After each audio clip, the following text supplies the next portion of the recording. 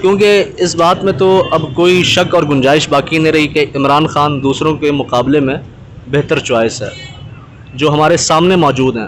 اور وہ سمجھے کہ اس وقت یہ قوم صرف عمران خان کے لیے نہیں بلکہ ملک پاکستان کے لیے کھڑی ہوئی ہے اور وہ اپنی آزادی کے لیے کھڑی ہوئی ہے. السلام علیکم. میں ہوں کاشف جانباز اور آج ہم حاضر ہیں پھر سے عبدالصمد بھائی کے ساتھ.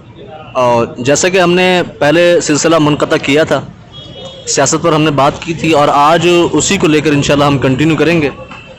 صمد بھائی السلام علیکم. وعلیکم السلام ورحمۃ اللہ وبرکاتہ. کیسے مزاج ہیں آپ کے؟ الحمدللہ میرے بھائی، آپ ٹھیک ہیں؟ جی الحمدللہ.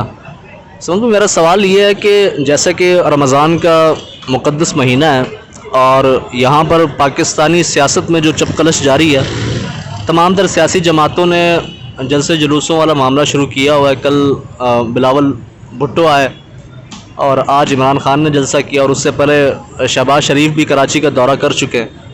تو ان تمام تر معاملات کو آپ کس نظر سے دیکھتے ہیں؟ السلام علیکم ورحمۃ اللہ وبرکاتہ. سر، اگر ہم دینی حوالے سے دیکھا جائے تو میرے خیال سے ان راتوں کو ضائع کرنے والی بات ہے. تو میں کچھ سے آگے کچھ نہیں کہوں گا، بہرحال اتنا ہی کہوں گا کہ بڑی راتیں ہیں، مطلب یہ رمضان کا مہینہ ہے اور کوشش کریں کہ اگر ہم کوئی آدمی اگر اس میں انٹر ہوتا ہے اور اللہ اس کو موقع دے تو تھوڑی عبادت بھی کر لی جائے اس کے اندر، تو اس میں کوئی حرج نہیں ہے. لیکن ہم دیکھا جائے تو اس وقت یہ موومنٹ چل رہا ہے ہمارا اس ملک کے اندر جو حالات ہے، تو ہمارا جو ہے نا، ہمارا کسی ہمارے بھائی سے دشمنی نہیں ہے. ہمارے مد مقابل جو ہے نا وہ کفار ہیں اور یہ ہمارا حق بنتا ہے کہ ہم اس کو جواب دیں اور پوری قوم مل کے جواب دیں.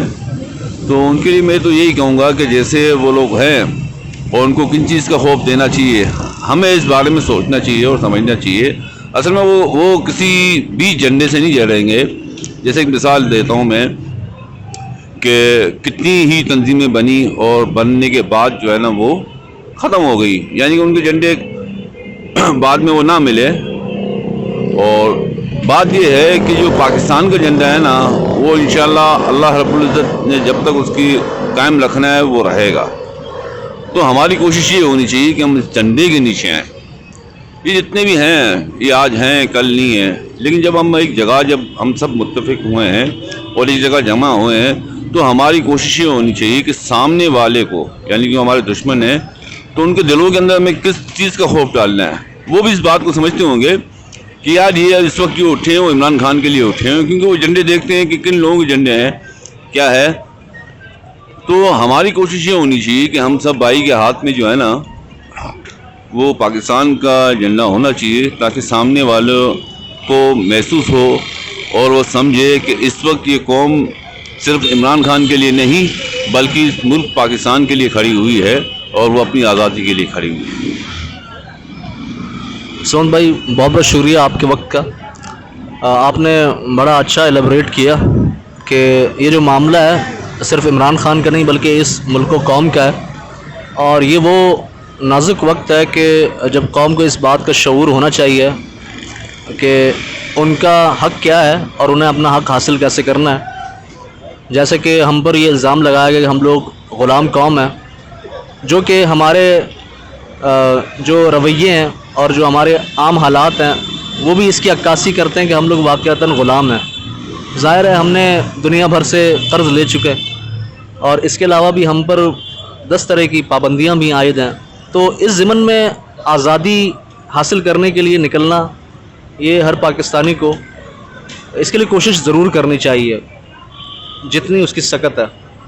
اگر ہم اپنی بات کریں گے تو ظاہر ہے آپ کا بھی تعلق ماشاءاللہ ایک دیندار طبقے سے ہے اور میرا بھی اٹھنا بیٹھنا ماشاءاللہ آپ جیسے لوگوں کے ساتھ ہے.